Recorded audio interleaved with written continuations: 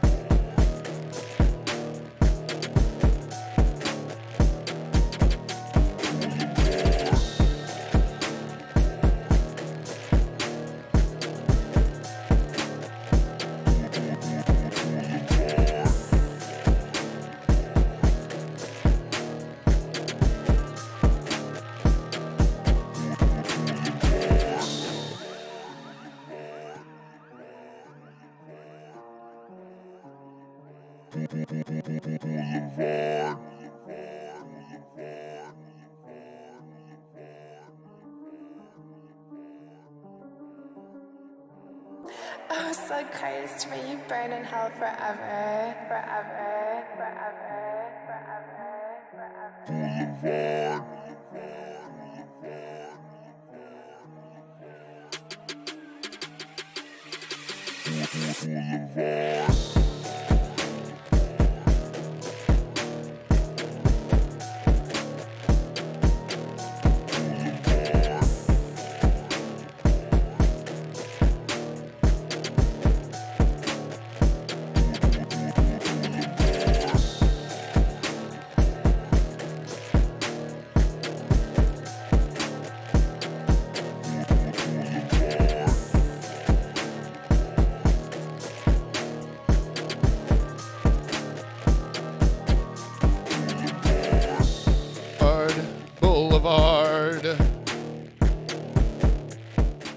Sip that tea. Sip that frickin' tea. Hello, everyone, and welcome to Here Comes the Lame, a podcast about wrestling. With me, PK, from NYC, and Joe, as you could tell, from Philly. From Illy. I'm actually from NYC originally. Well, that's even more disgraceful what you're doing to your... I jumped ship. I jumped ship after they won the World Series here. Wow, that is the worst.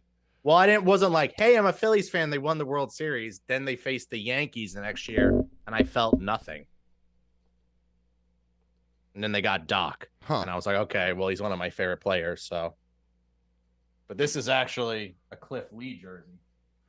Cliff Lee. Give me I like the workhorses. Break. Doc Holliday. Yep. Did I tell you I found a Doc Holliday signed baseball at a garage sale one time for like $2? Did you buy it? Yeah, of course. Nice. Sweet. So we talk about all the wrestling. We talk about all the things going on. There was a lot of NXT versus AEW this week. There's, of course, as always, independent wrestling going on, and WWE. Fastlane was this weekend, which I watched from beginning to end, Joe.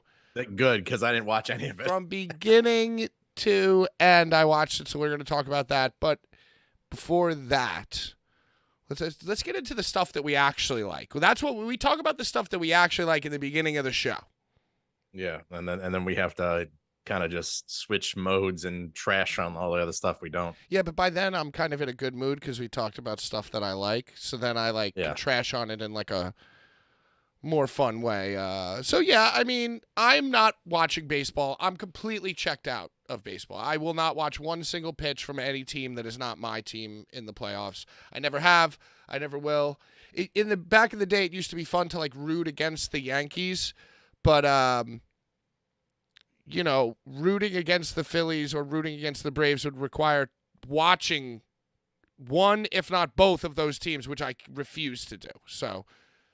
I saw that Bryce Harper is the son of the President of the United States of America. He was adopted by America. He is on Wheaties boxes and recycling containers across the United States of America. Well, I mean, I almost quit being a fan this week because did you see that the Braves came back, like the Phillies blew it? Yeah, it was like 5-4. Yeah. And Bryce fucked the run at the end. He got doubled up, yeah. And I was just like, no. It was bad, dude. And I shut it right off, and I just ran downstairs, and I was like, I had to cool down. I was really angry. And then the only way to come back from that, I was like, the Braves have all the momentum. If this is it, I'm not a fan anymore. I'm fucking done. And then they came back the next night, or they went back home. So it was, they had a day off. So they went back home to Philly, and they like crushed them 10-2. Like Harper hit 2 home runs. Castellanos hit 2 home runs. So you were Marsh a fan hit again. One, Trey hit. I was just like, now, do you? That's the only way to get the momentum back is a win like that. They could have won 1-0, and I would have been bitching. So you love Bryce Harper again, whereas the day before, and it wasn't really a base running blunder. They were down by what? A run, or it was tied, or they were down by a run, and Bryce Harper was on first base, and whoever was at bat up for the Phillies. I'm sorry, one out. And whoever was at bat for the Phillies smashed this pitch deep right center field. And the outfielder, Michael Harris, the second, who has been a thorn in the side of the Mets for years, let me tell you. The Braves center fielder caught this freaking ball somehow and then threw like a perfect throw to another guy who threw a perfect throw. And like by the time the dude caught the ball, Bryce Harper was on the other side of second base running for third. Yo, but you know what? It wasn't a blunder. It was a calculated risk. He was like, yo, I'm going to score this run right now from first base. It's going to be amazing. Well, that's what he does. He blows through stop signs. Like, he's the hardest player. He's arguably the hardest working player I've ever seen in sports. Like, and handsome, too. And what a head of hair. and a Mormon. Wow, really? You don't say. That's what my friend told me. He'll just text me and be like, Mormon Homer, Casty Homer, Turner Homer. So anyway, Bryce Harper, calculated risk, sent Joe downstairs in a frenzy. I'm really excited. So you shut it off. You ran out of the room. Ripped off the buttons. I had to sew them back on for the night. No. Wow. So you're one of those guys who will like stand on the roof of the baseball stadium. Not like the Cowboy fans where they're like, they smash their TVs. That's what I'm imagining. I'm imagining you smashing the TV, Joe. I'm worried. There's been some big moments where I get pretty angry at sports, though. Like when the Luis Gonzalez walk-off, when they beat Mo Rivera and the Yankees in the 2001 World Series. Yeah. That's one. You were upset because that was the was the year of 9/11 and you really wanted the Yankees to win. I think in George W. Bush also threw out the first pitch. That's It was before Game 7. It's before sports were scripted, actually. That actually happened. That was a little bit before. Then after George Bush had a meeting with all the Illuminati, and he was like, yo, I can't believe that Mariano Rivera blew the save in the bottom of the ninth inning to lose the World Series in a 9/11 year. From this point forward, all sports are scripted. We can't risk something crazy like that happening again. It only happened like a month and a half before that, too. Very fresh. I just have one more question before we move on. That was the Diamondbacks, too, by the way. And the Diamondbacks just advanced. So if the Phillies advance, they will play the Diamondbacks. So we could have a repeat of that 22 years later, and I probably will put my head through a wall. Oh, like the Phillies will lose to the Diamondbacks because the Phillies, yeah, okay, I see what you put your head. Does your girlfriend watch these games with you? She watches a lot of football with me. Usually she might be upstairs like doing something during the middle of the week when the games are, but if we're off all day on Sundays, the Eagles memes are way out, especially with betting. But you don't get as crazy about the Eagles. This is like playoff baseball. I'm like, I hate this fucking sport. Like, I get pissed. Wow. I'll storm downstairs. Then overtime starts. Then I walk back up. And then then she's just sitting on the couch. You come running back there like, we did it. We're the best again. We are the best again. You can record all that shit. But I've seen people like record that like with their other spouses too. Like watching the game with my husband or whatever. And then it's like, oh, you got touched it. That's a first down. First down. I don't do that. That shit is cringe. So you're not standing up next and to you're the like, TV. First down. So you're sitting down. You're sitting down watching this. You're not standing up in the living room. No. You're not pointing at the TV or anything like that. No. Okay. Well, wait. Hey, Phillies. If the Eagles go undefeated in football for a few more weeks, you might be pointing at that TV. Yeah, we're gonna have to. We're gonna have to have 2 games going tonight. It's gonna be pretty rough. So it's gonna be a lot of emotions. You have a lot of money on the line. I do. Today's a big gambling day for some reason. Big gambling day for Joe. Everybody. October, week 5 NFL. Week 6. It's week 6. Week 6. Your boy is 4-1 in fantasy football and sitting atop the standings, first place. And guess who had the foresight to draft both Alvin Kamara and Jonathan Taylor? As all those other fantasy managers, they were asleep at the switch, going after the headline names. Oh, this guy's out for the first 4 weeks. I need to win now. Well, guess what? It's a marathon, not a sprint. Steving. And I just Steve sets his lineup though, right? Who's the guy who doesn't set his lineup? Steve does set his lineup. There have been a few lineup botches. Steve, the defending Super Bowl champion, is 0-5. He has not won a game.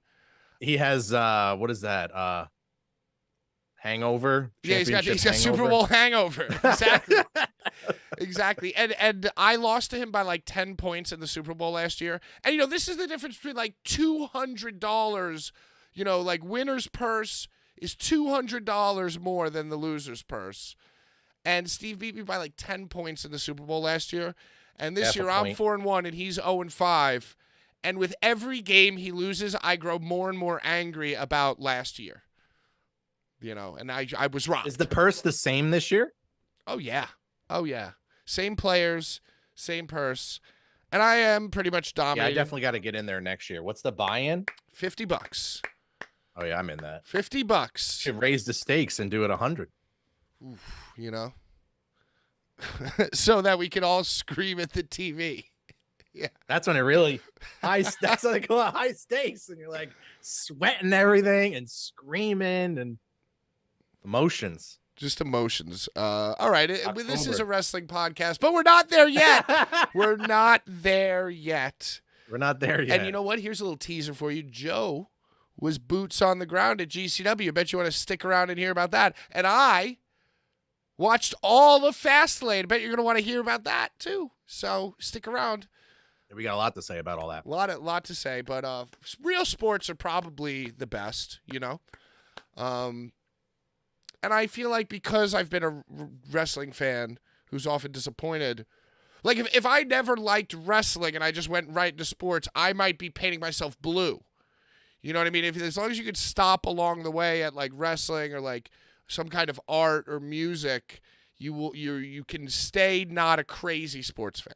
So unless your name is Jedi Joe, who is running downstairs like a child, like painting and like maybe when the World Series comes around, I could paint my face. I'm imagining you like Devils!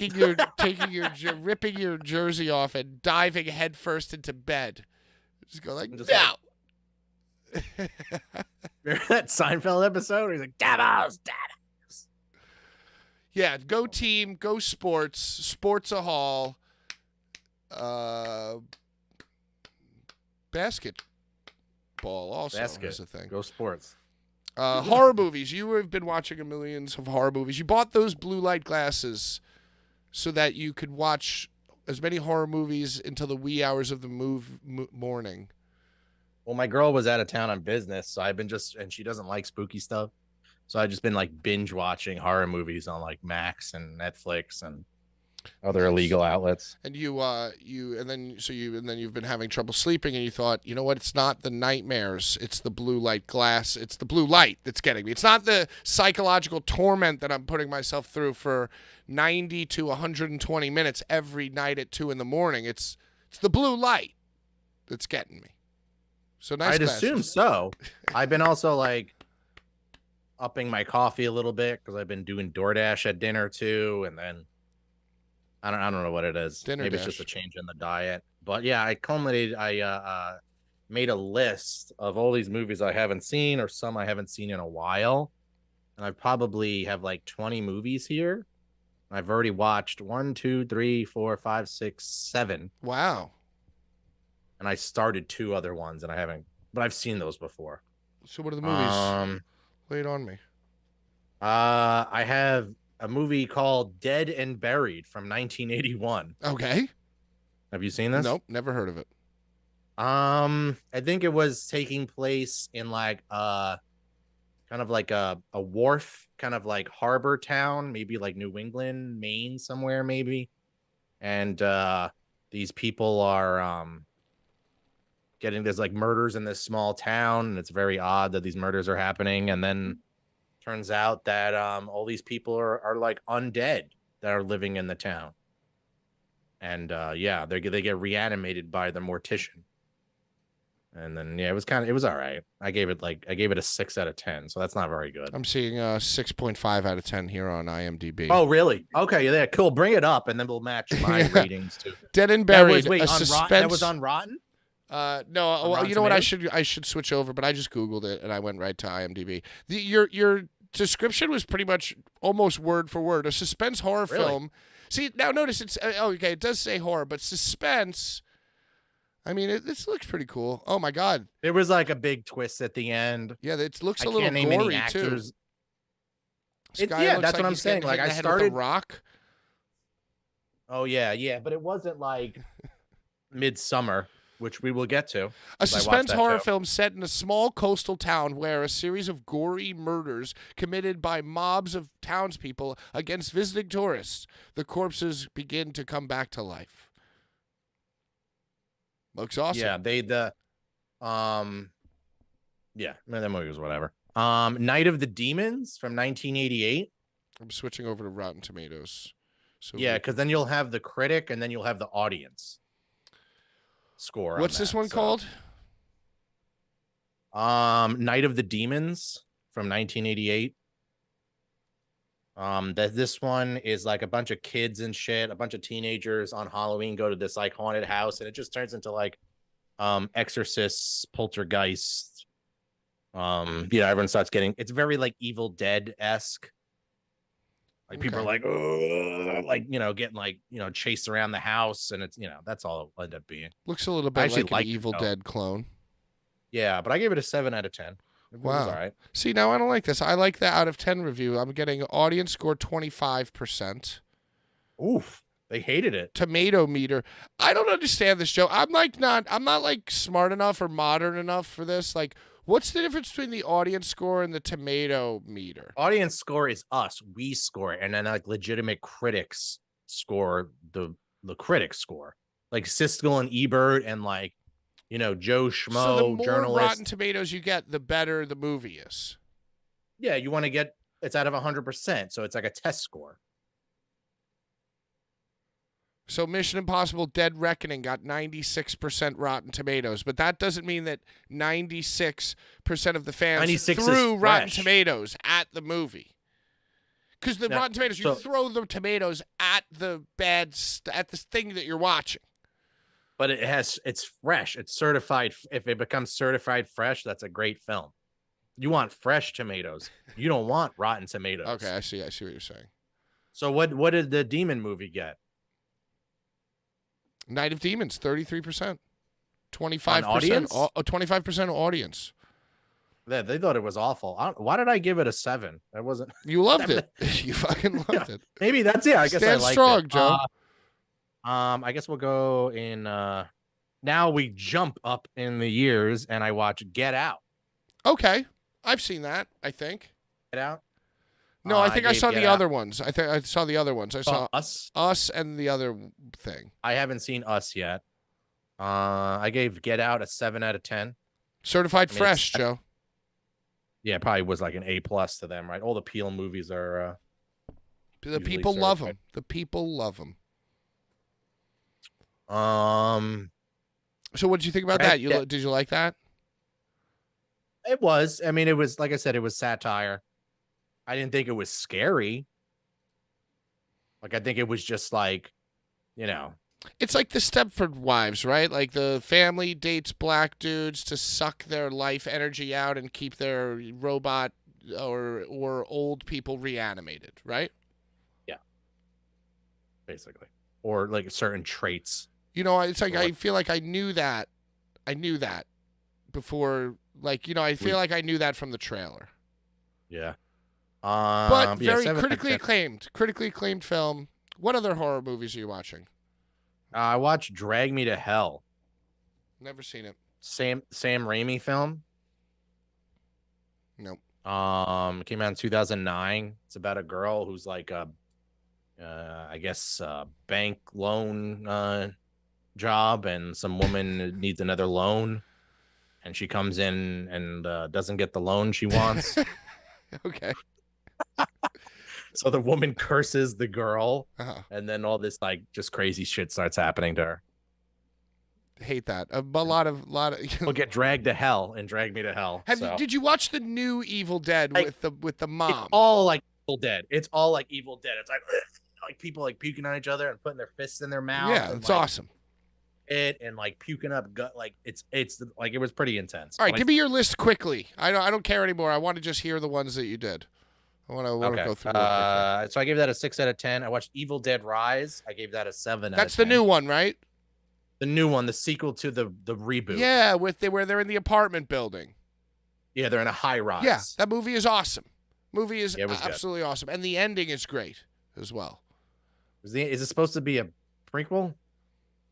No, I don't know, but the final like boss fight in Yeah, Evil the Dead final Rise, boss fight. They start hamming it up. It's like, yeah, it goes Get completely off the rails, get them. And you know what's great within like that movie? Within the first 10 minutes, the woman is like floating out of the bathtub. Like within the first 10 minutes, it's like we're already like it's like heavy metal, very fast paced, relentless, just fun demonic shit. Don't open the book. See, this time the kid was a DJ and he found a haunted record. You never open the book, the music box, play the record. Just don't do the thing that's made Pandora's out of human. box. Yeah, don't watch the wrestling Blu-ray that's in a case of human skin. All right. Yeah. I think is the Necronomicon the most like evil horror item in all of like horror lore? No, I'm sure there's more. Because you like can what buy. else is? I was thinking about it today. Like what is like Freddy's glove, Jason's mask. Well, no, if you're Pinhead's talking about like box. real life haunting, yeah, I wouldn't recommend buying like an old dusty second edition original Necronomicon from like a spooky bookstore. I just wouldn't like like if you were walking around Salem, with all the nerds and all the tourists and all the GCW fans, all the black cats. Yeah, and all the black cats. And you were like, oh, let's go to Blackcraft and buy some spooky upside-down cross pajamas. And let's go to Starbucks and we'll go on a haunted witch tour. And, oh, look, it's a cute little bookstore with all these cute little haunted books. It's like, I still wouldn't buy a book from that bookstore. Don't do it. Just don't do it. That's what the demons want. The demons want you to get Starbucks and then go into the cute bookstore and boom, you're fucked. Yeah. All right, I'll save the best one for last. Another movie I watched was VHS 85. Oh, was that good? I feel like I watched that It passively. was cool. It was supposed to be like you're watching one VHS tape that was taped over multiple times, and it's showing all these stories that kind of like connect. Cool. Don't really connect, and it's doing like one large story the whole time. It's pretty cool. It's like zombie stuff, Aztec stuff, weird alien shit. Cool. I feel commercials. like I watched that. I got definitely like the tracking and everything, like it's pretty cool. It's pretty cool. Now, in any of these films, have you actually been scared? Well, the last film I watched, Midsummer. Oh yeah, a classic. By the way, I gave that VHS film an 8 out of 10. I really fucking liked it. High score VHS. Midsummer wasn't as, I felt it was pretty hyped up. I thought it wasn't as gory and horrific as I thought it would be, but I mean, like, acting wise, it was really good. And just tone, setting, all that, So I gave it an 8 out of 10 as well. So did you love it? I didn't say I loved it, but I think it was good. I think Florence Pugh did a great job. Florence Pugh did do a good job, and didn't you love once the stuff started happening? Didn't you love the stuff that happened? Yeah. But it's like it's more about her and her traumas and how she should not be there in the condition that she's in. Like that was more interesting to me. Yeah. Yeah, and then like, of course, there's a lot of like screwed up stuff that happens. It was very like Wicker Man. You've seen Wicker Man, not the Nicolas Cage version. Oh no, I only watched Nicolas Cage Wicker Man. That's the one with the meme of not the bees. Yeah, that's the best one. Yeah, Midsummer's awesome. I mean, the second time I watched it, I definitely liked it a lot less than the first time. Very eerie. It's always sunny, no pun, in Philadelphia. Always sunny all the time out there in Sweden, and all their weird. It's a very. That's right. It was very psychedelic. They're taking drugs and tripping the whole time. Yeah, he drank the placenta by accident. Oh, was that what it was? Yeah, well, and it's interesting if you go back and watch. You know how it's like The thing they like, I don't know. There was so many drugs. basically every single piece of religious iconography that the tourist kids like look at throughout the film is exactly like literally, not not metaphorically, like all the things, all those pictures that they were looking at, like, oh wow, look at this. It's like that's exactly what wound up happening to them. Like, it's like okay. it's like maybe you look at that and see that the second time through. I remember one of them was like someone getting stabbed, like this little like kind of jack of guy that looks like he's on a picture card or something. It was kind of like that kind of hieroglyphic kind of looking thing. Yeah, well, and so it's like the first. That's what made I laughed so much when I rewatched it. I laughed so much because like the first like flag or something that gets like they're walking in and it's the first like one of those hieroglyphic like pictures that they see. It's like on the ceiling of the first room they walk into. And right there is plain as day, all five of them looking at it. It's the entire plot of the movie. Just right there. Oh, but they didn't see that. Only the audience sees that. That thing that it was all those panels. Yeah. Audience sees that. Oh, they don't. I don't think ever see that. Yeah. We as the audience see that. Yeah. So I think it's supposed to be like something's coming and we know as a third party in our POV, the fourth wall or whatever. Yeah, it just made me laugh like, oh, wait a second. What are these pictures? What do they mean? What do these pictures mean? Well, it's just what's going to happen in the movie. It's not even that complicated. The script. Just telling you exactly what's about to happen. I think I like Hereditary more though. Oh, Hereditary is an all-timer. All-timer. I think I've seen some science fiction films that I love very, very much, but I think as far as horror goes, I am yet to see a film that I love as much as Hereditary. There's definitely been movies where I'm like, oh my God, oh, this movie's crazy, or like, oh, this is, but like Hereditary is also like very good. It's like actually very good as well. Yeah. And the ending was like, what the hell's going on here? Hell yeah. Well, that's another thing about Hereditary. It's like once you realize, the same guy, I think. Once you realize, like once you see it once, and you go like, what the hell was that? And then like once you realize what happened throughout the course of the movie, you watch the movie again, and you're like, oh my God, it's so obvious like what's happening this whole time. Yeah. Hey, well, you rewatch because those were good films, so it makes sense. But some of these films I would not recommend rewatching. Yeah, it's like, and is Evil Dead Rise like a good film? I mean, it's like, I think if you're a fan of like the franchise and like super gore films, like that's way up your alley. It's just a different food to eat, It's just a different type of dinner. Yeah. Hell yeah. Hey, wrestling also is a thing that is a type of dinner. If wrestling were a food, if like a brilliant Oscar-winning film was like a delicious filet mignon dinner, and a horror movie was just like really good diner food, what kind of food would wrestling be? Wawa. Yeah, I mean it goes hand in hand, right? That's usually what's open late and you have to fucking eat. Of course. What was Domino's. I answered my own fucking question within 2 seconds of asking it. 24-hour McDonald's. Oh my God. I mean, I think I prefer Wawa to 24-hour McDonald's. I think the only fast food that I prefer to Wawa is maybe Taco Bell. But that's because for me, Wawa is a treat, Joe. It's a treat. Oh, really? Because you don't get it up by you. I don't right? get it. You have Sheets. No, I don't even have that. It's like 7-Eleven. Sheets is like Midwest. Sheets is a Midwest thing. It's like our rest stops still have Roy Rogers in them. And you have White Castles too. Ooh, there's a White Castle right on the block that I work. And why didn't you eat dinner then? They have cheese rings now. They're like onion rings with cheese in them. Oh shit. Yeah. Damn. Man, now I'm getting hungry. Hey, so before we get into Fastlane and the Tuesday Night War, oh my God, I opened up Twitter today. Everybody was already roasting Tony Khan once the ratings came out, but we'll get to that. I want to hear about your boots on the ground report from GCW. Tell me all about it. So, I don't really go to GCW much anymore. The last show I went to before this was Tournament of Survival in what, June? And before that, I hadn't been to a GCW show in like a year and a half.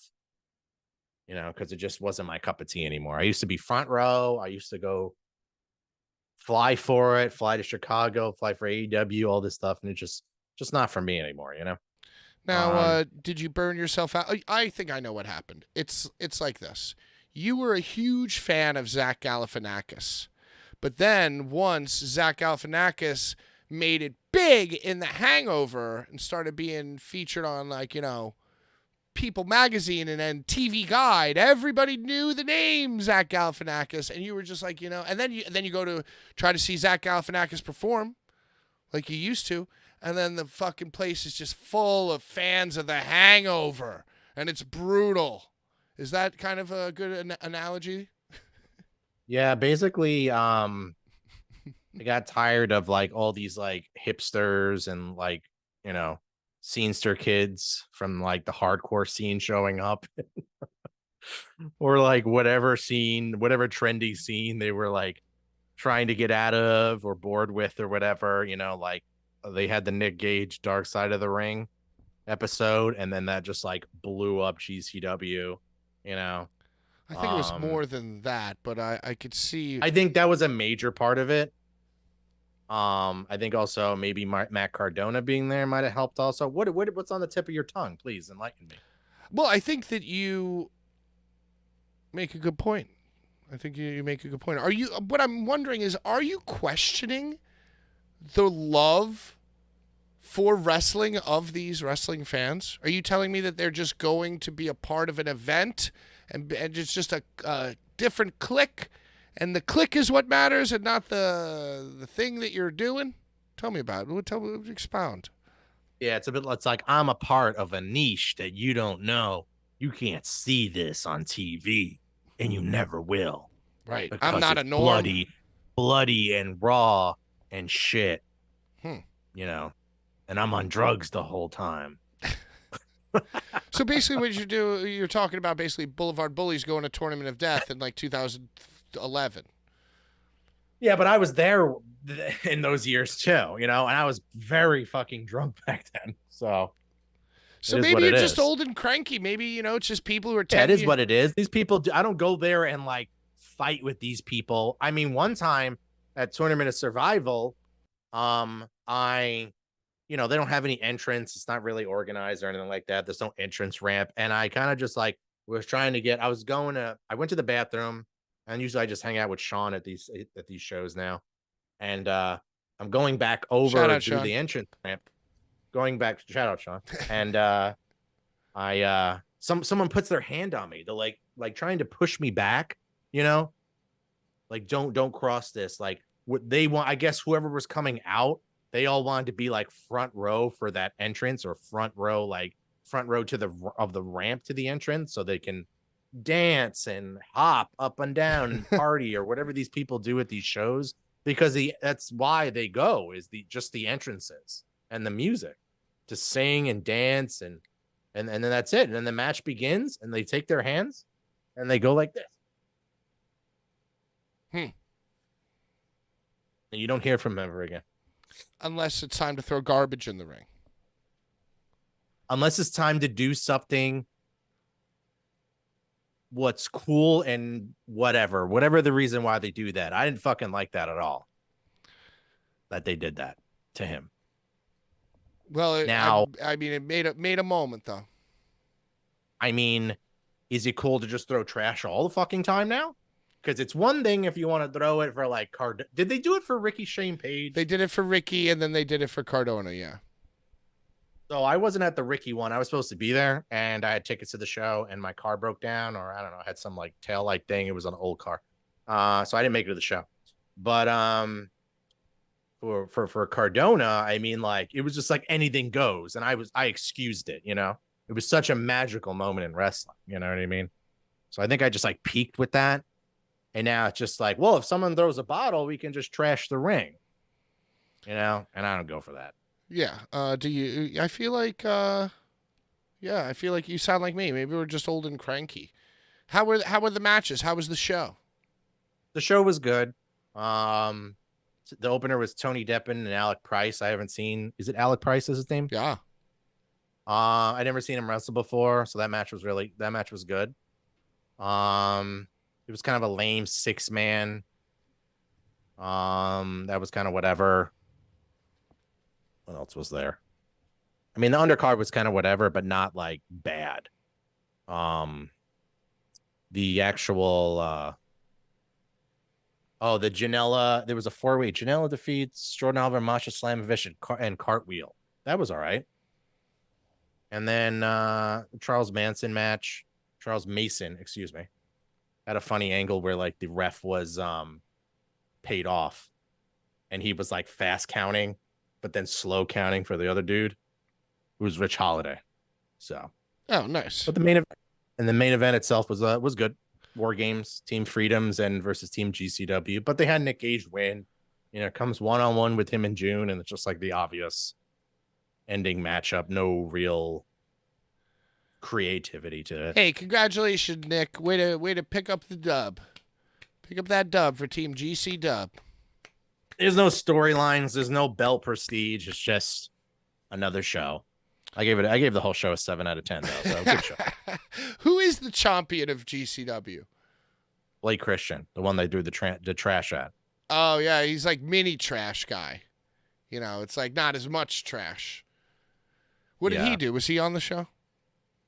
He wrestled Jimmy Lloyd. Oh hell yeah. Good to my see. My note was Blake Christian defeats Jimmy Lloyd. Throw trash in the ring. Yay.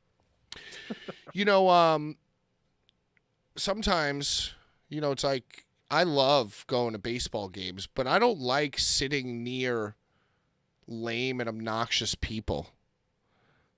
So, you know, if like, you know, you've been going to shows for a million years, and a bunch of people just go there and act like it's an excuse to like spill beer on you and act like an idiot and, you know. Well, Yeah, listen, I don't have anything bad to say about that because I was doing it 5 years ago. But, you know, I guess my advice to those people would be like, hey, if you're going to do that, should have done it 5 years ago. Now, don't like it. Get away from me. Now it's lame. Yeah, now I'm here lame. now I'm here to gatekeep you. Yeah, you're lame. No, I'm not there to gatekeep anyone. It's just not my twist. It's just there are definitely people that are there that haven't been there. And like I've only seen them at shows maybe in the past like year or 2 years or 3 years or just before COVID or even after COVID I didn't see them or they just started coming around and then they're getting gatekeeping. Yeah. So it's just like and everyone's trying to get over and everyone's trying to get backstage and get cloudy and it's fucking lame, man. The vibe is just off, you know. Did you get a photo in front of the Kings Road Wrestling step and repeat? It's like, yeah, going to a GCW show is like being 22 and going to like Angels and Kings bar in Brooklyn, you know, and I'm gonna get the photo, you know, I'm gonna get the high res photo of me in front of like the freaking thing holding the thing that says, you know, whatever, and I'm gonna put that on my MySpace page. Red carpet. Yeah. Well, well, in all fairness, I did take a picture with my buddies in front of the last one at Tournament of Survival. So, but that was, you know, I've known those guys for a while. What about, did you get into the huge group photo, which keeps getting more and more obnoxious with every event? The big, you know, the big group you don't want to hear my comments about the group photo. So I think I do. I mean, why do we have to take a group photo? For memories, Joe, and to show that we rolled deep. MDK. Yeah, sure we do. Sure. Yeah, we roll deep. Yeah, it's a gang. MDK. It's a gang. It's a lifestyle. It's a lifestyle, you know. MDK.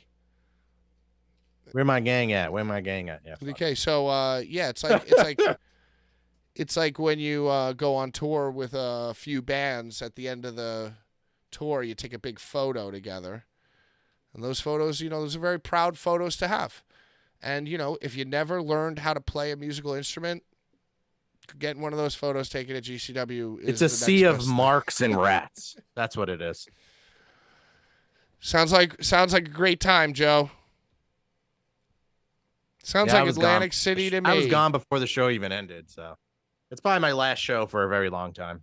because of Or the about comments that you made about the group photo right here on this show. You're being gate kept. Gate swings both ways, Joe. I'm not going to like fuck with anybody or try to ruin anyone's shit. I told Sean my comments, my opinion of it. He knows how I feel about it, and yeah, I told you and everyone else today, and that's it. I'm not gonna go and shit on anyone's fun on the internet. I just like it's not my thing anymore. I'm already.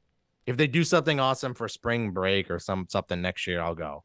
But after that, I'm just. Yeah, it's tough because I don't want to fully commit to being into real sports, but I don't want to hang out with people who like indie wrestling.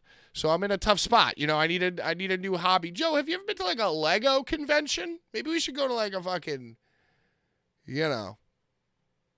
I mean, Legos will probably get trendy. Speaking of conventions, New York Comic Con is also this weekend. And that's just another thing I can't go to it. It's another thing you hate. Like, I don't hate it. It's just the economy it's very expensive to go now. It's New York City. It's a whole big hubbub. So that's different. Yeah. I mean, it's very easy and cheap to go to an indie show, but whatever. And you are right. I am very jaded. We both are very jaded, but I still try to go and have a good time. But and I do. Like I said, it was a 7 out of 10 show. I caught up with some people, but I'm not trying to hang out. I'm not trying to go no after party or nothing like that. I just go right home, and that's it. And that's just how I am now. It's just how he is now. Me too, Joe. I mean, I wish it was like where we bring a whole backpack of beers and edibles and all this stuff and just like fucking go in and then like are drinking all night, staying in the hotel, staying up to 4 or 5 in the morning. But just like I'm old. I can't do that. You know what they should do? They should segregate the obnoxious fans that Brian supports. Like put all the Brians on one side. You guys could all sit on hard cam side and post your photos and screenshots of when you were on camera and take your selfies, and it'll look so good for the broadcast too, because all of those people on the hard cam side are all going to be, acting like lunatics and, on their phones and getting all this stuff. And then like the normal people who just want to go and have like a moderately okay time, you know. And it's like, yeah, okay, Brian, you want to go sit with the I Got Into Deathmatch at 2018 crowd? Go right ahead, dude. Please. By all means. You guys are the future. That's for also sure. Understand, like, I've also been going to, I don't know when your first indie show was, but I went back in like 2005. Yeah. Like, so like me chasing that like Golden Goose Ring of Honor vibe again was GCW from like when did they do the first spring break? 2016? Yeah. 2017? Something like that, when they were Orlando. That's and then they really that's when it all started getting fucked up, Joe. It's when it, like right around spring break. Well, I went to the Tournament of Death shows and they weren't quite the same vibe. It was a cool like summer, like my boys would come in and they would drive in from Chicago. They all stay at my place in Philly and then we go down to Delaware. But like, it wasn't like go to every CCW show. No, yeah. It was different. It was completely different. So yeah. I mean, hey, listen, there are some people who that just enjoy it on different levels, like for a lot of people, this is that weekend is their vacation. It's their time to meet up with their friends. And it's a time to, feel like a cool guy. Brian says fans make shows what they are. And if they want to take a group photo, I think that's lovely. And yeah, that's great. That's great for them. But I mean, it's not my thing anymore. And furthermore, it just annoys me. It's mild. It's kind of cringe too, I think also. It's just, it is what it is. Yeah. So, yeah. But if you're into it, you want to do it. More power to you. More power to you. More power to you. More power to you. I'll be sitting with the cranky fucks next door playing $5 blackjack, watching the sports games when my team... I won money in roulette at the Hard Rock too. Hey. So I mean, it was. And I won a sports bet that night, so it was a good day. It was a great day. It's just like, man, I wish this what it was. This is what it. I wish this was what it was before. Yeah, but, and that's just things change, and what's the term? Nothing lasts forever. Yeah, You know? yeah. Well, and it's almost like, you like having your own thing. It's like, oh, this is like a cool thing that like I'm into. And so like Yeah. I said with Well, Zach that's how they Galifianakis. feel too. Yeah. That's how they feel Right. too. So just to, I guess, to just watch it and to watch it like it's just like being in music or anything else, going to venues and then like young kids show up at the venue. It's like, oh man, these people fucking don't even know. They don't know. They don't fucking know what it's like, But whatever, it's fine. I don't feel that way. Like, so, I mean, I don't feel that way when I go to like Metallica shows now. And now it's like a new generation of Metallica fans. And it's like way younger and they're not moshing and stuff like that. like you push them in the pit and they're like, oh, I'm not like, get your ass out of here, bro. I'm like, all right, well, it's a different vibe. But like, if the vibe is that like we're a gang and it's cool to throw trash, but let's take a family photo but then I'm gonna gatekeep you. It's just like, yeah. It's all high It's school like, nonsense. But hey, sounds like it was a great show. Sounds like it was it was a good amazing show. time. Good thing. You won't hear from me on the internet or about the topic ever again. So. Yeah, listen, the clout's not going to chase itself, Joe. Ryan also says fans do it at metal shows too. Yeah, I mean like gatekeeping, like pit Nazis, Yeah. Well, that's the thing too. During the hate breed pits come in, start trying to do all that shit. Well, and when I was young, I would mosh like a wild banshee. And, somebody who was, there for years before me would be like, yo, dude, you're being an asshole. And I'm like, well, if you don't want to get hit, get out of the pit. And I thought I was just the coolest fucking guy. And then I look back on that, and I'm like, oh, that was so stupid. Like, me and all my stupid friends were so fucking stupid. And that whole mentality is stupid. And, what the hell was wrong with me? And it's like, yeah, listen, hey. Everybody's got to let it out somehow. You got to let the poison out somehow. So, more power to you, More power to him. Have fun. Hey, you know what? And at metal shows, there's no opportunity to help out the bands. Like the bands already have people carrying their stuff. But like in wrestling, you could carry some stuff, feel like a part of it. So how fucking cool is that? Yeah, right. Look at, I helped set up. I'm part of this.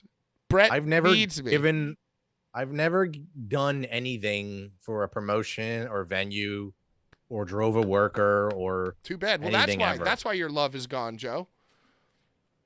Why did I miss the boat? You missed the boat. That's what makes it fun.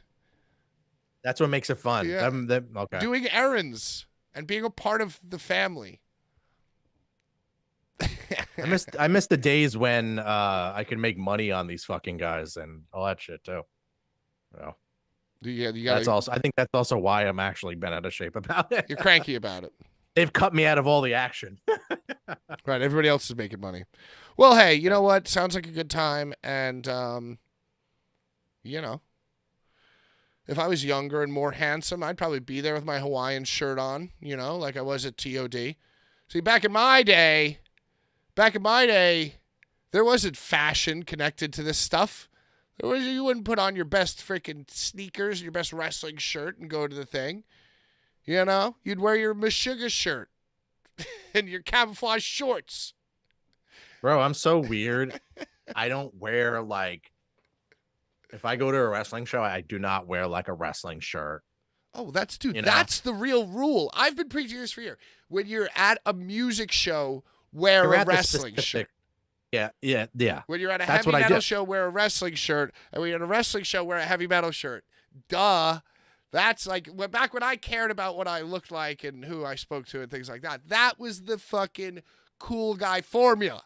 You go opposite. You don't spend 60. It's not cool to spend $65 fucking dollars on a Razor Ramon shirt.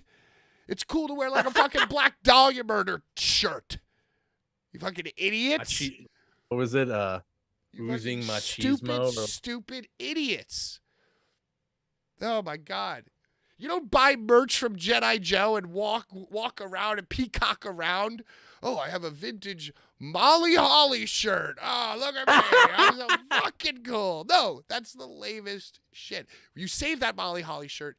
You wear it to the football game. You wear it to the fucking sports talk show, heavy metal play, Broadway musical, you know?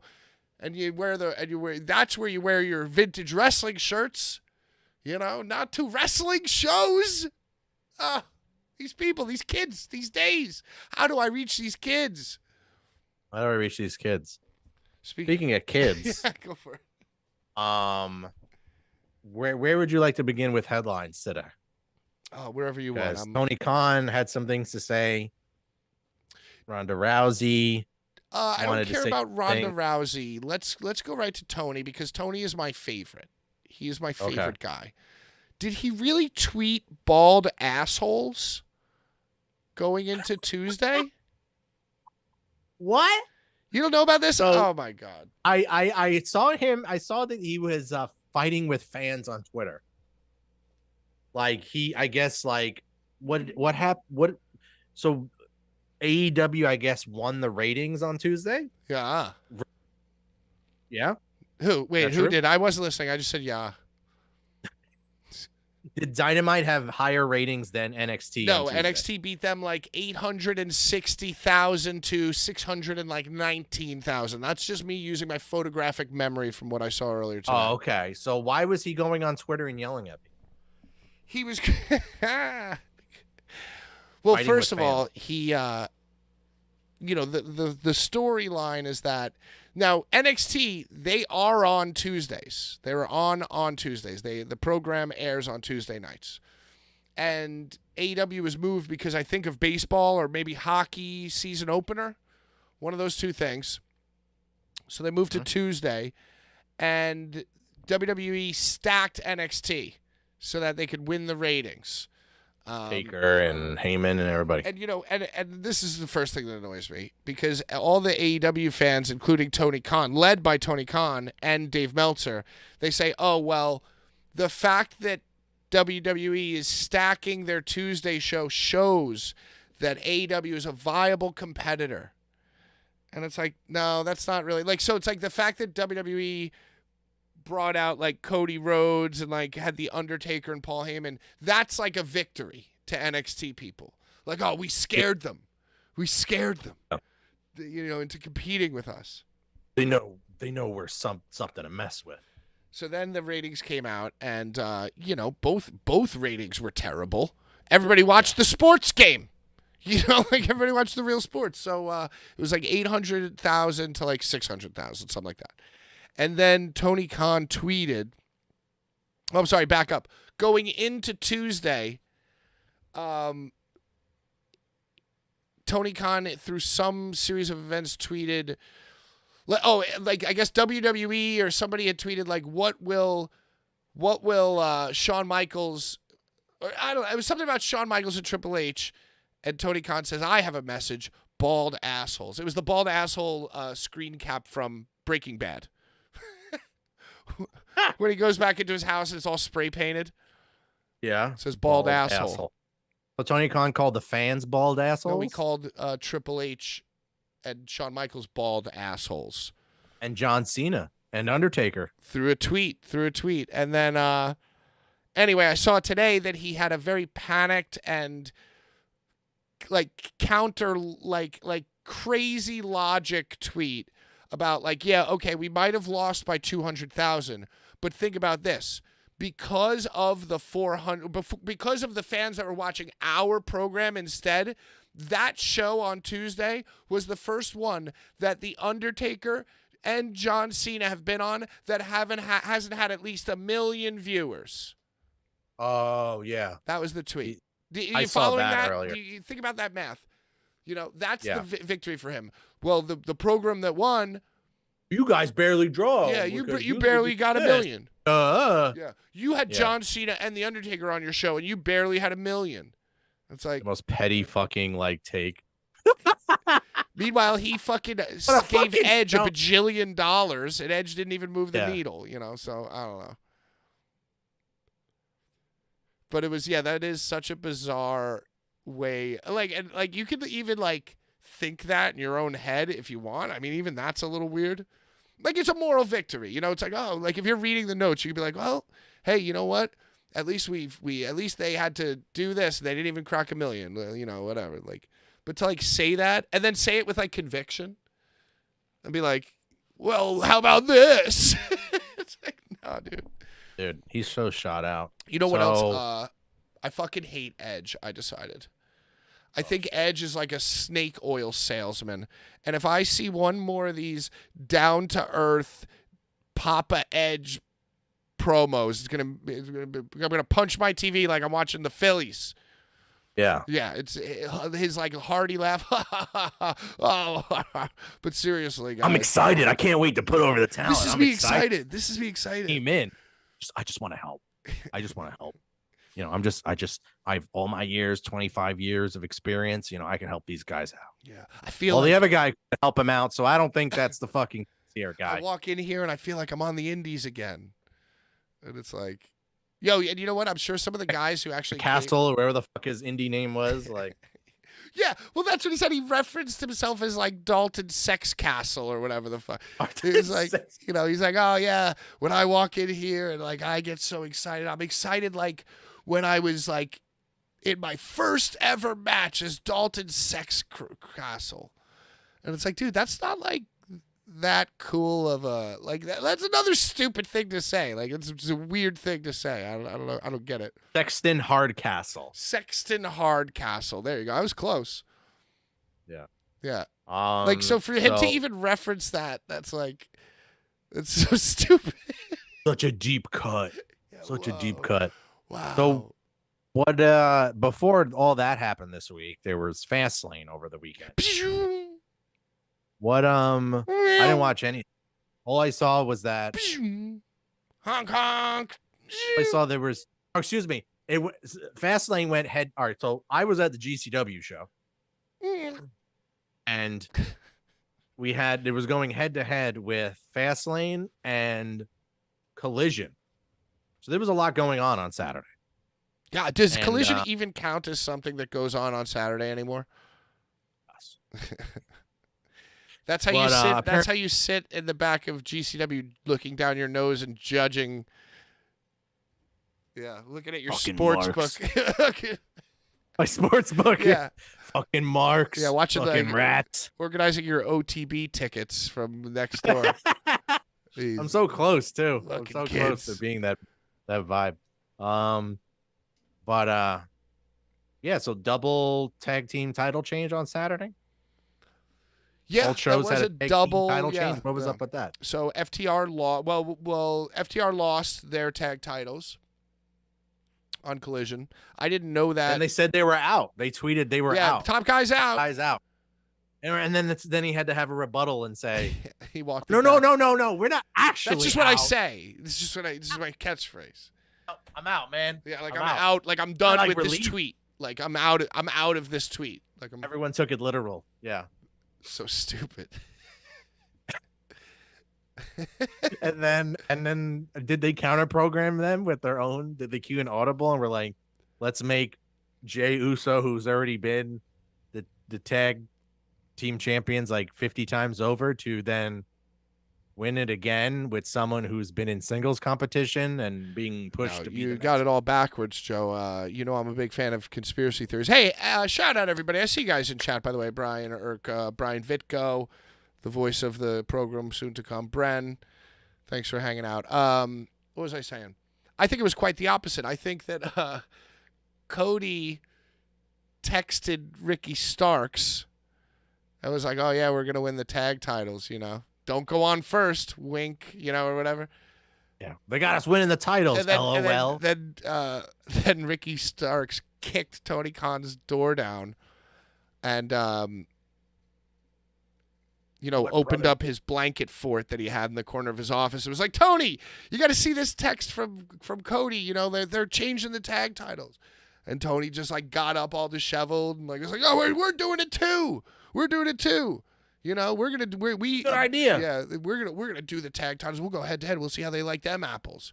Meanwhile, WWE doesn't even like think about them. Tony Khan's It's just like crazy. a fly with an afro, just like buzzing about. But Yeah. yo, Fastlane was kind of dope. They There's opened only like 4 or 5 yeah, matches. it was though, 5 right? matches. They stretched The it out glorified with bra. lengthy Pizza Hut commercials, lengthy, egregious Pizza Hut commercials. And you know what? At this point, I just kind of like seeing it. I like seeing wrestling acting like Walmart. NFL. Yeah, or the NFL. Yeah. NFL. And it's like, hey, And honestly, like it's everyone just trying to be something they're not these days. It's so yeah. So that's if just it's kind of how the world works now. yeah, if right? it's all bullshit, it's like, yo, back in the day there could only be one Mick Foley, like a guy like that mindset of like sacrificing your body, like knowingly, and having deep inner artistic thoughts about it, and knowingly sacrificing your body to tell a story, and Hell in a Cell and Barbed Wire Ropes, all this stuff, right? All those guys from that generation. It's like it was special when you did that, right? So it's like back then, like if you're a real punk rocker, like if CBGB still existed, and somebody was like, hey, you could either do this fucking Sam Goody commercial, you could go play CBGB's, be a legend. You'd be like, yeah, I'm going to CBGB's. Fuck Domino's. Fuck the man. I'm going to be a punk rock legend because, punk rock still fucking actually existed because CBGB's existed, right? So it's like if there was a way to be a Japanese hardcore tape trading legend, then I would refuse the Pizza Hut ads. But there's not. We live in the age of YouTube. We live in the worst age of like turnaround, like fucking like quick turnaround McDonald's fast food bullshit anyway. So you might as well do the Pizza Hut ad. So you know what? Saturday night, Xavier Woods was doing a Pizza Hut ad, and fucking whoever was wrestling in GCW. I'd rather be Xavier Woods doing hey guys, I got you a dinner box. Check it out. Hey. Zandig was there. Yeah, dig in, guys. Yeah, and then Zandig was there. Oh, dinner box. Yo, fuck yeah, dude. And then and there's all such bad actors. So there was a lot of Pizza Hut. There was a lot of Pizza Hut, and apparently you Pizza. You get like 2 different pizzas. Well, that's Little Caesars. Yeah, I mean, Pizza, right? they don't have I think the dipping sauces of Papa John's were the better. You get the butter garlic, ranch, Garlic butter, yeah. garlic butter, ranch, guacamole, jalapeno. Oh yeah. So you like a lot of Pizza Hut. First match, Cody Rhodes and Jey Uso beat the Judgment Day. I kind of like what they're doing where Damian Priest continues to lose because of his own briefcase somehow affecting him. trips over it. Yeah, every single time somebody tries to throw it to him, it's intercepted. Or like somebody swings it and the person ducks and it hits him. Dak Prescott, he keeps throwing picks. Yeah. Yeah, every single time. So yeah, they won. And did you see the clips of the press conference after this? So that looked like the more entertaining events that happened that night. I thought it I was getting fucking spam texted in group chat about what was going on, about just name dropping and Cody Rhodes and main event Jay being drunk. They were a little drunk. I mean, I don't know if they were a little drunk. I mean, Jay was like, he had the belt and he was like, hey, man. Yeah. Like he was pretty drunk, dude. Cody took Cody him was onto the just bus. like had his composure, but Jay's like, I'm day one, you know what I mean? Like day one. I'm like, Yeet. All right. Yeah, and then they all yeeted.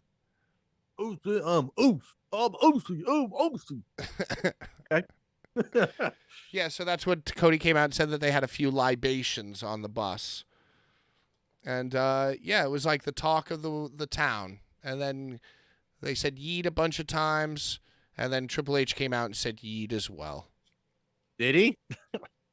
Did H say it broke every record? In this market, it had the biggest gate we've ever had in this market, the highest pay-per-view buys we've ever had. Indianapolis is a great town. The most hot dogs that we've ever sold market. I like Triple H's press conferences. I think that they're very, very good. The press conferences are eventually going to be the main event of the show. You realize for this. me they are. It's like no, it's like the NFL. You know, yo, if okay, imagine if the manager of your baseball team was Triple H or Tony Khan. Which interviews would you like to see after every game on like Phillies network? You know, every football game, the coach gets interviewed. You know, so instead of like, you know, standing in front of the Kings Road Wrestling GCW step and repeat or the AEW blue screen, imagine your favorite sports team's manager. You know, would you rather have Tony Khan or would you rather have Hunter? Yeah, Hunter. I'd rather have Hunter. Yeah, of course. Of course. She's like, Behold the king. he's like a the human king being. of kings. He's like a human being up there. He's dog. Did the correspondents, journalists have anything interesting to say? Oh my God, dude. Hi, I'm Supermark from fatmark.com, fatmark._wrestling. So think about it. You know, there are a lot of wrestling podcasts and journalists out there that try to mix real sports and wrestling like we do. You know, that's another thing, Joe. Just how you were on the cutting edge of GCW fandom and now it's too popular and you hate it. You're going to see how many people get into real sports and wrestling and you're going to be like, man, I'm so bitter about this. We were the first. So what was the biggest sports story all of last week? I'm not going to give you time to guess. I'm just going to tell you. It was Travis Kelce dating Taylor Swift. It was everywhere. It was the biggest sports story of the world. It was permeating all of culture. So Io Sky won the triple threat match. So Damage Control did a press conference, and it was Io, Bailey, and Dakota Kai.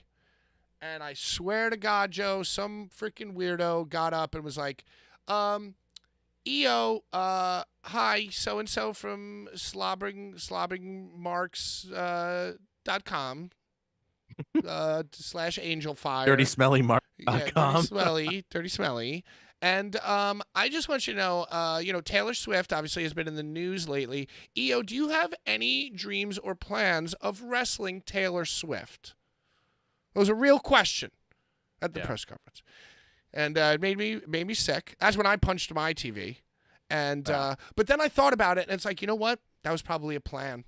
That was probably a sick, evil plan. That was probably like, hey, you know who's trending number one? The only person that we can't beat in Twitter every single day is Taylor Swift. Anything she does. Taylor Swift bakes cookies and hashtags cookies. Cookies is the number one trending thing in the world. That's how it works. Well, they can't beat the NFL, or they can beat the NFL with trending, but now they can beat both of them at once. So what are you going to do? Let's put a freaking fake mark. No mark is marky enough to mark that mark-ish, right? So let's put one of these interns in the freaking press conference, ask a dumbass question that no human being would ever ask about Taylor Swift, just so that it triggers the entire wrestling internet and causes a tsunami of either support or backlash, and then maybe it becomes a thing. Who knows? It's a freaking dart. It's a dart. What is it? What does it matter? This girl's getting. Did it get clicks? Did it get likes and retweets? Yeah. So the girl. That matters. They took the girl who was interning in the fucking mail room of the stadium or whatever the fuck, and just made her, hey, you get over here. Ask if Io Sky wants to. Check. Yeah. To ask if Taylor Swift's going to be at WrestleMania. We gotta get this trending. So. Well, I mean, there's a strong chance because she's dating a Kelce. Okay. Who the brother plays for Philly. Okay. And Philly is in Mania is in Philly. Okay. There was another string there, but I forgot. Two of the more recent football wrestlers have been Rob Gronkowski and most recently George Kittle. Also tight ends. 3 touchdowns. Jesus Christ. Also tight ends. Oh, do you remember? I was a week too early. I put money on Kittle 2, and he got 3 the next week. I knew he was gonna do a 3 or a 2, whatever. But wrestlers, football. Maybe John also Cena the other gets is involved. that she's from Reading. She's from Reading, PA. So she's from Pennsylvania. Taylor Swift is. Yeah. Oh my God, Joe. I mean. we cracked Da Vinci's code here. I mean, it might happen. We just figured it out, dude. For the sake of my resale tickets, I hope it happens. Mr. Pfizer and Mrs. Swift versus Triple H and Stephanie McMahon. Behold the king, the king of booking. Wow. Wow, incredible. I don't think Taylor Swift should get in a ring. It looks like she would just snap the second she takes a bump. I think she could do like a drink. How about a from the stands drink in the face? How about it's the Kelsey brothers? Oh yeah. You throw it Yeah. like do that thing, and the place is like, whoa. You know why? Because Shit, Triple yeah. H was probably watching football and thinking to himself, wow, look at how many times they're showing Taylor Swift up there in that box. He's like, look at the spike in all their social medias. He's like, imagine if we had Taylor Swift at our show. We should do that. If Travis Kelce can, use the internet to bang Taylor Swift, why can't we use the internet to, get her at the show? Yeah. Anything's possible these days. So that was Fastlane. What happened on Raw? Wait a second. the next Our night? favorite Shinsuke Nakamura fought as well. Oh, go for it. I'm sorry. Shinsuke Nakamura fought. I thought we were already at the press con, so I was like, I thought we were No, already past. Yeah, those were the highlights of the press conference. Was the Taylor Swift question? Obviously, Triple H's strong and steady demeanor, and Jey Uso being drunk. Jey Uso wasn't the one who got the DWI, was he? Jimmy. Oh, okay, because that would be like maybe in poor taste. But then again, if his license is suspended, who cares? It's not illegal. As long as he doesn't get behind the wheel. I think it's in poor taste regardless. It's like throwing trash in the ring. Yeah, I mean, his brother, was off TV for like That is. a while. Yeah. So the match was good. Nakamura Seth? and Seth was good. They worked the back. It was all about the back. It's just cool to see Nakamura come out to the old version of the music and like with less fanfare and more just like him being him. And The old version, not the no, it's that one. It's that one. But it's like, it's a more, it's not like, it doesn't have the violin guy. It doesn't have Boogs. It's just like the song. It's like his original like WWE song, NXT song. I mean, I'm sure there are tweaks. They always tweak the songs a little bit. Yeah. Yo, he was so cool when he first debuted. I loved him so much. But, yeah, and he's cool. And they're doing cool promos with him where he just speaks in Japanese and he's got spooky lighting and he looks awesome. And he's going to break Seth Which is how they Rollins. should have booked him from the jump. Yeah, which is what they should have been doing the whole time. It's very simple. He's just spooky. He's just a spooky, scary guy. And then they tried with Asuka, and it's a meme. Asuka's more of like a fun assassin. Yeah, fun assassin, right? Yeah. Yeah. I mean, there was an angle on NXT we'll get to. That I was But like, long this story is- short, they worked the back a million times. It was an awesome match. They both like did a bunch of stuff.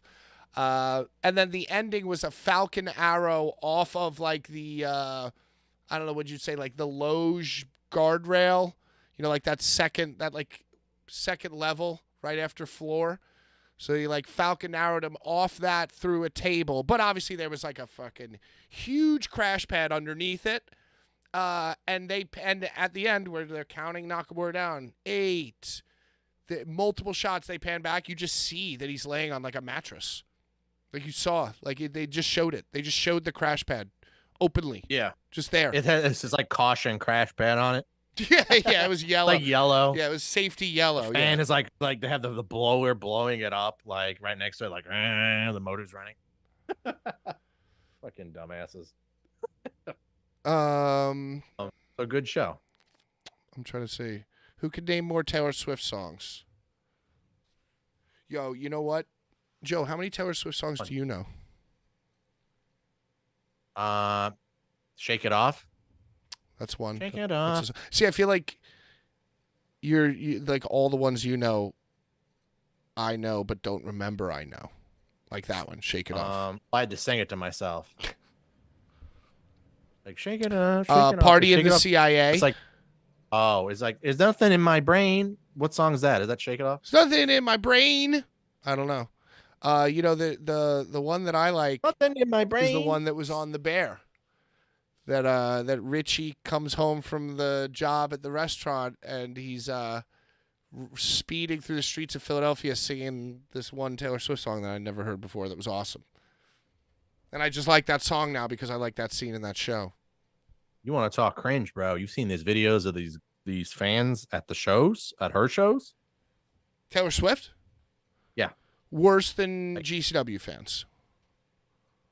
Well, at least GCW fans don't cry at the shows. The whole So time. you're saying that the Taylor Swift fans are basically like it's like They just Brian and emotionally XPW, basically. They literally just cry, sing like ugly cry, sing the whole time, and they're all like this the whole time. Wow. I wish I loved something that much. That you could record yourself doing that. Oh, and I do. also, I love going to Metallica shows. I don't record myself or record the band the whole time while ugly crying. huh? You know, I Yeah, you saw Coheed and Cambria over the summer. Maybe it was last Oh, summer. really? And you know, they just had that new album come out, and I didn't listen to one song of the new album. I had no idea what I was listening to going in, and you know, I'm standing there, and they had this part in the song. Oh my God, the emotions got to me. I shed a few tears. I was like, wow, this is so powerful. And it just made me shed a few tears as I was watching. I was like, hell yeah. And I just forgot. I forgot to whip my phone out, unfortunately. Look at everyone in the moment. No one on their phones, just living in the moment. Yeah. Yeah. Right. And then it's just a sea of phones. Yeah, I cried at That is Coheed. the You know what else I cringe. cried during? I've probably said this before, but there was a week in 2017 where the Boulevard Bullies opened up Cage of Death at the pre-show live on pay-per-view. Then we refed our first ever Cass match, which was the Cass versus Matt Tremont match, which had like 1 million people in it. Felt like it had 1 million people in it. And then within the next few days, we drove up to Buffalo, met and interviewed Andy from Every Time I Die, and as I told you the story last week, we're hanging out and rocking out with Josh Barnett behind the drums as they played, and that was like a crazy whirlwind. And after they finished their set, I sat on a thing in the back and like cried for a minute. Just I was like overwhelmed with emotions. So I just let it out. I was like, oh, man. Once again, forgot to whip my phone out. Have you ever chased after a bus like Beatles? Like the Beatles? Have you ever ran to a wrestler at the airport? No, I've only chased after things that make me money. So you have chased after wrestlers in the airport. No, I haven't done the airport gig. I've had the opportunity to do the airport gig. I used to work for a guy that had all the bookings. I had the guy that knows all like the flights and everything. But I don't do that. Wow. That's some cringe shit. That's theoretically speaking.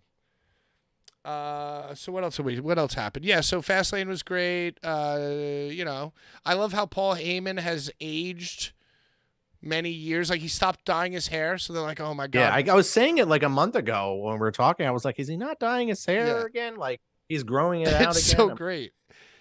Maybe it's to make him look more stressed out. Well, that's because what it Roman's is. not around. Yeah. So is that what it is? So it's Okay. like he hasn't dyed it since Roman Reigns. Roman Reigns. That's what he does. Yeah. All the tribal chief. Yo, you know what's awesome though? I saw this that somebody tweeted like Paul Heyman has had a phone as part of his gimmick for like 30 years now. Because when he was because he had the big Sky Tech or whatever when he was Dangerous Alliance. And then he had like the little he had like the radio when he was in ECW as like the trench coat ECW. And then at one point in like when he early I guess 2010-7 when he like came over as part of the invasion, he had like a little flip phone like a Nokia, and now he like talks into his iPhone. So it's like, yeah, Paul Heyman has had the phone. He's had the phone for 30 years.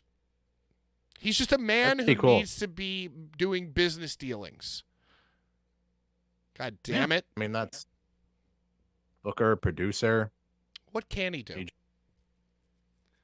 One of the greatest minds in wrestling. So You what? can't book Monday Night Raw, that's for sure. What else did you watch? Watch What did you Raw? watch?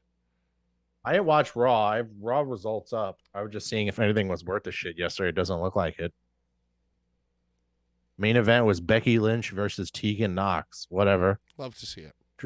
Drew McIntyre defeated JD Funko Pop. JD Mafungo, yeah. Funko, not Funko Pop. Johnny Gargano's back and DIY is tagging again. Whatever. Nia Jax versus Raquel ended in a no contest. Did you watch NXT?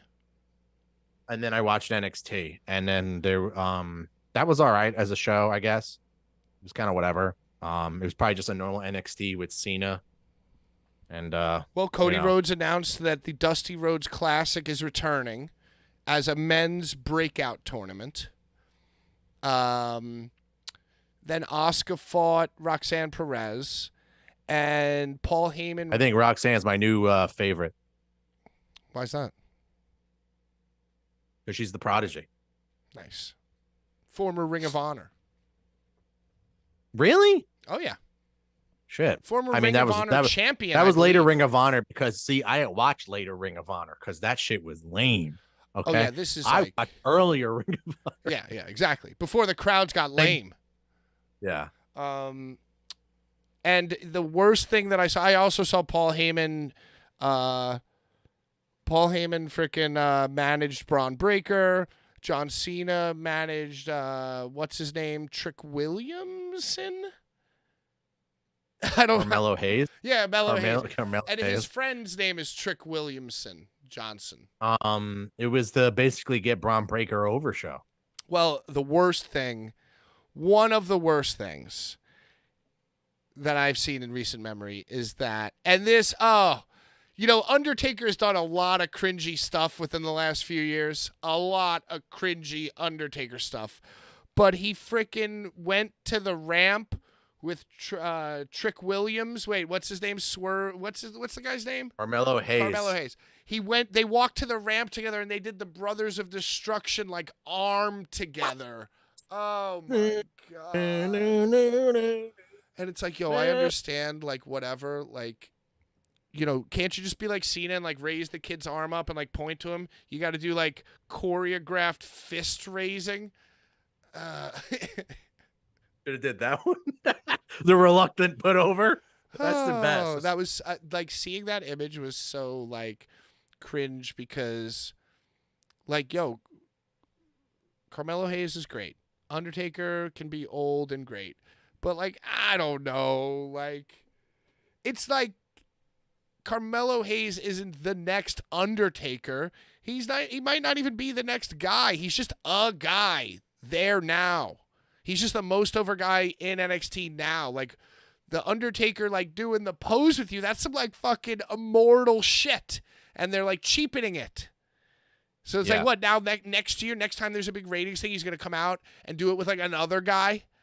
I don't know. But like, why did they do that? They weren't. I mean, if you're saying they weren't counter programming with Dynamite, why did they do it?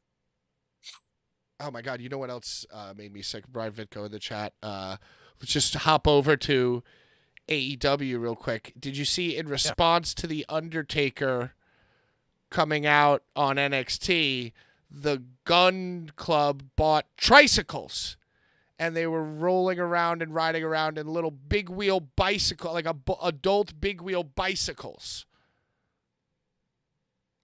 On Dynamite? Yes, on Tuesday. Oh, I didn't Dynamite. really watch Dynamite this week, but I did see there was a bad promo. I Another had bad it on vignette. mute. I was kind of keeping an eye on both, and I had the sound on NXT. But I'm sure that they said some, underhanded, like not hidden, not clever, like insult about an old man and a bike or something. I don't know, but that was so lame. Adam, are they still doing that? Oh, dude, we'll get to that. But tell me about the Asuka thing. You said you hated what Asuka did on. Oh, so Asuka had the match with Roxanne, and then Asuka's in the back, and then all the young girls keep coming up to her. They're like being marks and trying to get like a rub or whatever, a promo, and then just like, and then Asuka's just Osprey girlfriend goes up to her and starts speaking speaking kanji. Okay. Or is it kanji when it's written? I don't know. Asking I the would wrong say guy. You speak Japanese, but you write kanji. Sorry, I just wanted to make sure I was. What language was this woman speaking to Asuka? She's speaking Japanese. Then you should just have She's- said she's Japanese. England. She was speaking Yeah. Japanese. Okay. Okay. Sorry. Sorry. And then but it was B. Presley, whatever her name is, Osprey's girlfriend. And they're all speaking Japanese. Then she walks away, and then Tiffany Stratton cuts the line, and I couldn't do it. It's just like more cringy, like young people promos. You know, what are they teaching everybody down there? They don't teach them to do promos.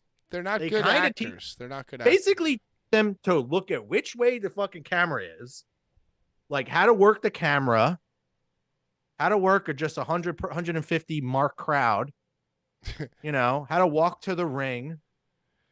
Well, I don't know. It's like, think about it. It's just weird. Like, Yes, thank you. Kanji spelled differently is also broken rice stew or porridge as well. I don't know. Go ahead. I thought about this too when I was watching the press conferences, and the AEW press conferences are much worse. But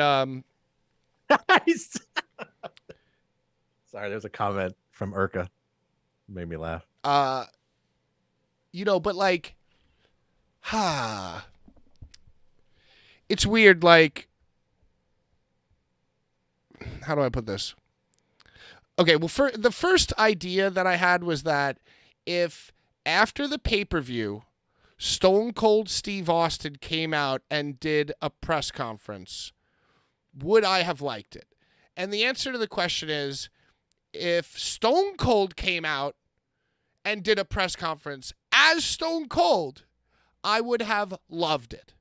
But if he was Steve, Start whatting everybody. if he was Steve talking about like what MJF or what Ed being like MJF or being like Edge and being like, I want to make people feel.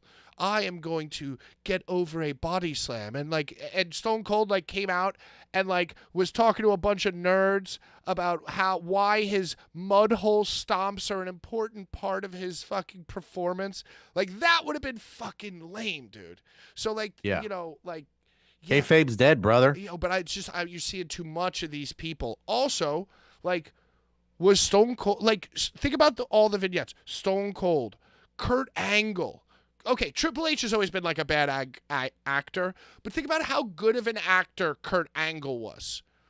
Like, he was so good back then, you know? And like, Stone Cold because was so good. because there was all those silly vignettes and silly promos. Yeah, but like, were they? I mean, I don't know. I like maybe you get old and your humor changes, but like a lot of it's very campy, like not in a good way. It's cringe. It's cringe. A lot of the way, just yeah, the when way that Angle they- did it, it was like a good impersonation of like Shawn Michaels, you know, and then all the other silly shit. Well, and that also stuff.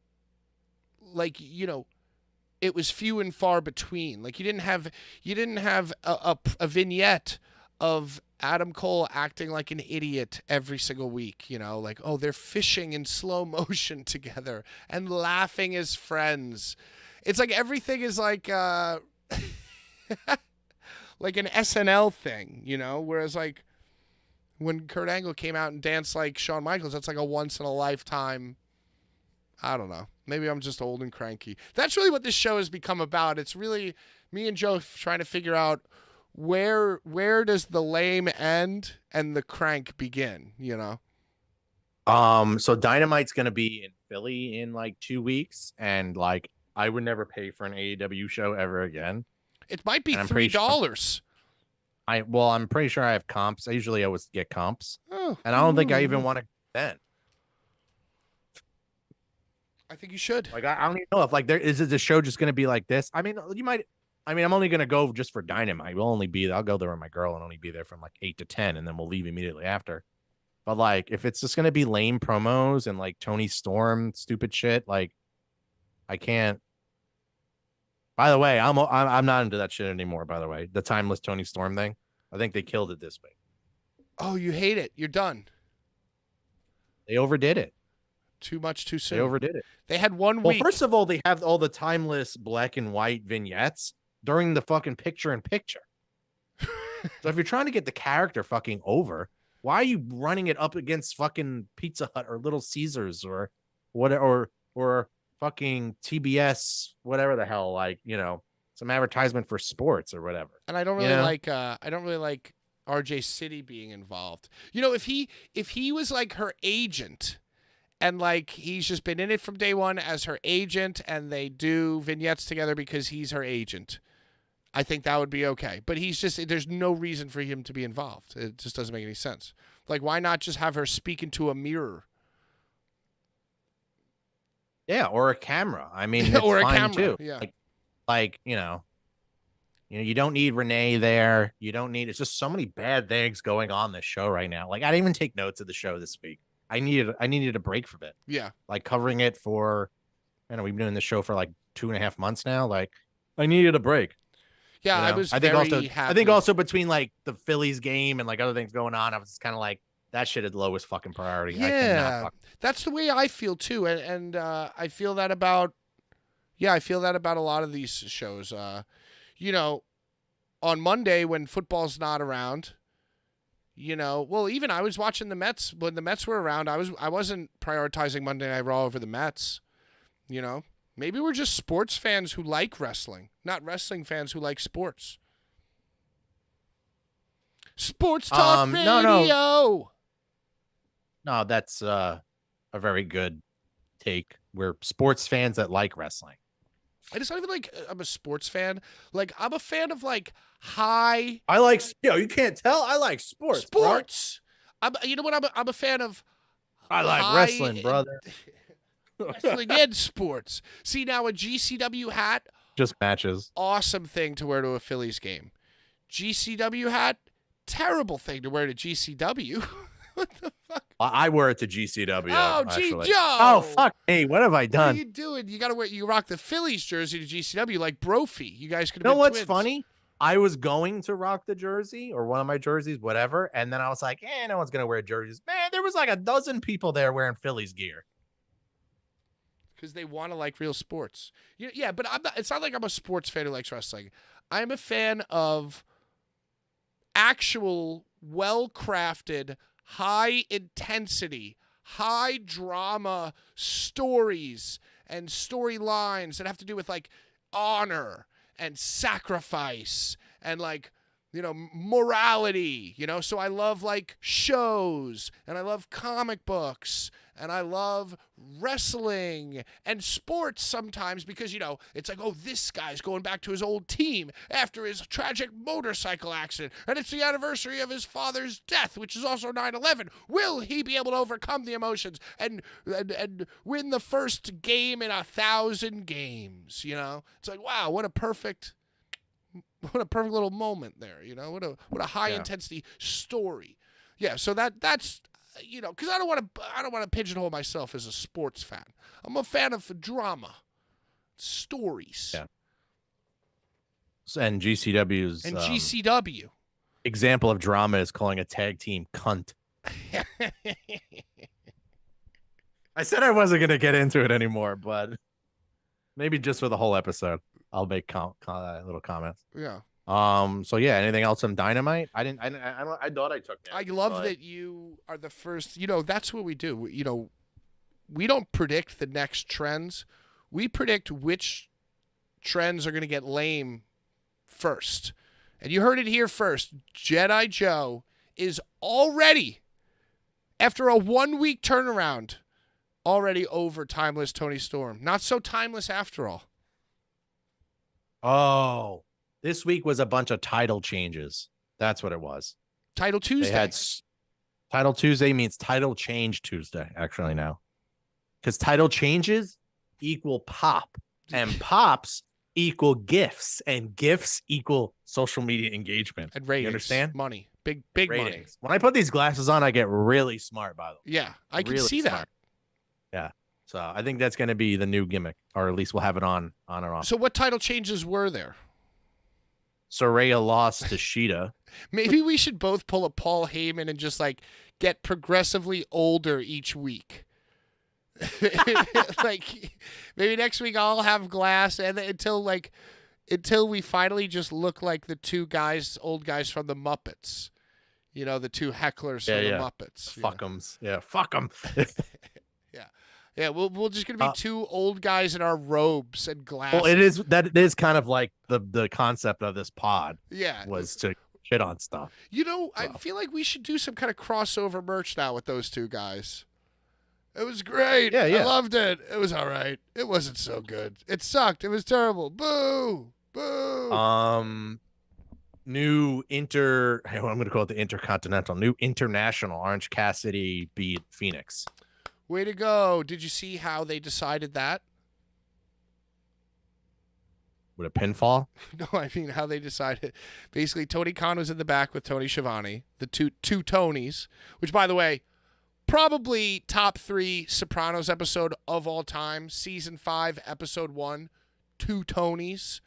Well, that wasn't nearly as riveting as 2 Tonys when Tony Schiavone and Tony Khan get together.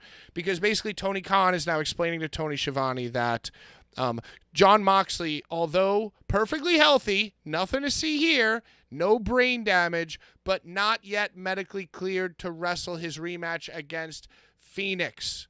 First name Ray. So then Felix? Then who saunters in but Hook, eating chips. And who's right behind him? Orange Cassidy, not eating oranges. Red-faced Chucky T. No, just the two of them. And then, and so Tony Khan is just announcing how there will be a title defense because by golly, it's Title Tuesday. But he Title change Tuesday. But he hasn't decided who's it's gonna be. And then Hook comes on. And he's like, "Yo, Tony, you know it should be orange. He never got his rematch." And Tony Khan was like, "You know what? You're goddamn right. You got it. You got it, kids. You got it, kids. Get out there, Orange." And so yeah, Orange got the match last minute as a fill-in for John. Long-term storytelling. And you know, and first down. And listen to this. You want to talk about long-term intricate storytelling, Joe? Oh my God! Wait until you're gonna first down. Ruling on the stand.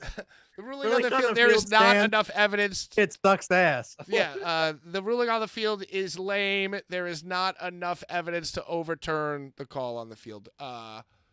So Orange was an amazing champion, right? And he lost the belt to Jon Moxley. And then Moxley lost the belt to Ray Phoenix. And then Ray Phoenix lost the belt to Orange Cassidy. So each one of the guys did the thing. It's like, imagine like the side of your garbage or of a recycling can. Oh, the round robin. That's the word. Yeah, it's like, Ouroboros. And, like, wow, what a... If they were... Go ahead. I'm just saying it's so high concept. And if they were smart, high drama, you know what? I think there might be only one way to settle this, Joe. Round robin challenge? I think that for the first time ever, I mean, I don't know, correct me if this has ever been done before, but one guy lost to the other, who lost to the other, who lost to the other. So they're all tied 1-1. What if, instead of having a wrestling match with 2 men in it, oh boy.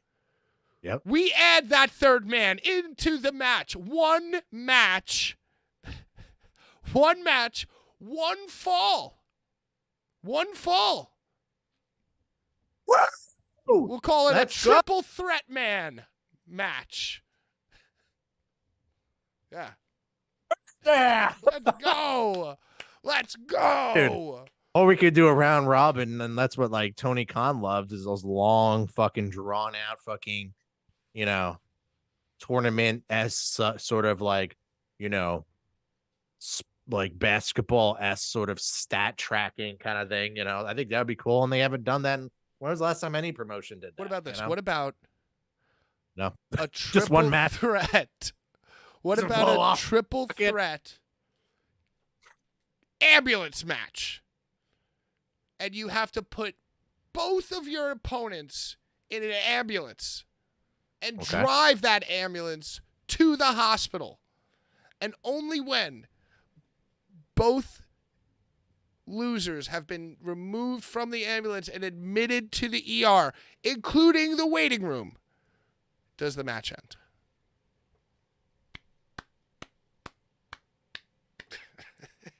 Nice. Home run. What speaking of home runs, those are the only runs that have been scored in the Phillies game tonight. Who's winning? Phillies are winning 2-1. What inning? 3 homers were hit. That was it. 2 + 1 is 3. 3 solo shots. And what inning are they in? Top 6. Oh, wow. High drama. And halftime, 13-zip. Kansas who? City. Yeah. Okay, yeah. Imagine. Yeah, Russell Wilson only 37 yards. What's the over-under on that game? I bet the over-under score is like 41. I bet you it's going to be like 38-0 Chiefs. And then the fucking Broncos are going to kick a field goal with like 10 seconds left. Well, I took that spread bet, so my shit's looking good. All my bets are looking real good. Wow, Joe. Look, those glasses are increasing. Intelligence +1. Yeah. Yeah. Int Yeah. Int And build, brother. And maybe a little luck. Was Swerve versus Brian Danielson any good? Bleacher Report gave it an A+. Well, I mean, I've never disagreed with Bleacher Report, but I'll tell you this.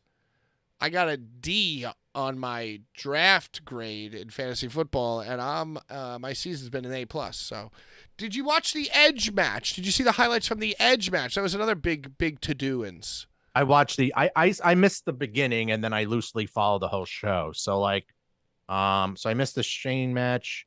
I saw the title change with Orange Cassidy. The worst part, I think the worst part of the show was Jay White versus Adam Page. Oh, yeah. And it went from Jay White and Adam Page, super long fucking match, and then super long afterbirth. Dream match. MJF now, and then something with Quarters and Juice Robinson also, like Jew Joke or something. Like it was like 45 minutes long, dude. Like this one segment. Yeah, so you know the infamous story that Max told about how he was he had unfortunately bullied in high school because, like, I guess one of the old racist, like, tropes is that Jewish people are cheap, penny pinchers, and are good with money, right? So in high school, and, listen, if you went to high school in Long Island, those Long Islanders are fucking animals, dude. I'm not surprised at this story. I'm sure that Max was giving it just as well as he was taking it, calling people, all types of, whatever But, so they threw change at him. They threw quarters at him. And made fun of him for being Jewish in high school. And that traumatized him, and he said it in a promo. So now Juice Robinson had a roll of quarters, which, people found very, very offensive.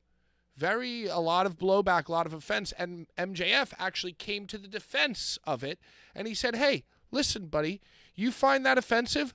Good, because that's my life. That's something that actually happened in my life. So if I want to be the one to make a storyline out of it, then that's completely my right. And if anything, like the way I view it is that I'm calling attention to bullshit like this. And, in the long run, the guy who did the quarters thing is going to get his ass kicked by me. So it's going to be awesome. It's going to be a good story, which is pretty good logic there. Pretty good defense. Yeah. Long fucking segment, though. And, everyone is very heightened from Israel and Palestine, Gaza Strips type stuff. So it was like a weird time on Tuesday for him to do the quarters. But I guess maybe Max and Tony got their heads together and like, you know what? No better time than now. So let's the world needs wrestlers. The world needs wrestling angles, like we're an escape, We were the only ones entertaining them in the pandemic. We basically saved the world from going insane during the pandemic. We brought in buddy. Broken Matt Hardy. to entertain people. It's all about entertaining people, you know. You're right, buddy. You're right. And you know what? When real war stuff happens, what better escape than professional wrestling, you know? Gosh darn it. Yeah, I'm over it. First down. And what the rest of the show have? Long ass segment. And then Renee, I think, was way under on this show. I think she was only at like 2 or 3. Oh man. You know what? I'm gonna start. You know, I know I said this last week, but I completely forgot. That's my favorite. My favorite part of the show is the Renee over under spread. Let me ask you this: if you were going to trade, and be serious, Joe, be serious. Be serious. I don't want to hear some sarcastic comment. We're gonna do our weekly trade talk, right? If you were going to package Jon Moxley and Renee, now you get a wrestler, maybe an A-level starting wrestler, and you get probably their best, or in their mind, their best on the field reporter. What is an equal trade for either A, just Renee, or if you want to do the Renee Jon package? So if you're WWE, what's equal trade value there? For Moxley and Renee to the E, what is the trade? Yeah, what's the equal trade? And B, don't say a turnbuckle. You know.